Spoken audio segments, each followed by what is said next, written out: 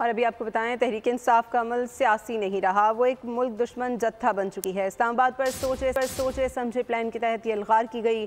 ریاست نے اس حملے کا دفاع کیا۔ سینیٹر عرفان صدیقی کی بول نیوز سے خصوصی گفتگو، کہتے ہیں ایک صوبے میں گورنر راج لگانے کی مثالیں ماضی میں بھی رہی ہیں، یہ کوئی انہونی بات نہیں، اس طرح کے حملوں کو نظر انداز نہیں کیا جا سکتا، حکومت کو ایکشن لینا پڑے گا۔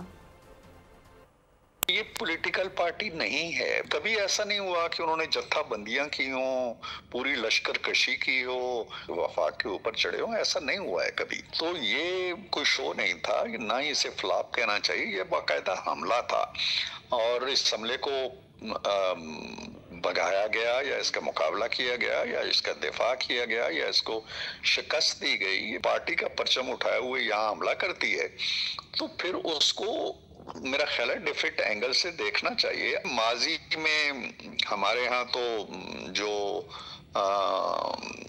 گورنر راج لگنے کی مثالیں پاکستان قائم ہونے کے فوراً بعد شروع ہو گئی تھی، تو اس لیے یہ کوئی انہونی بات نہیں ہے۔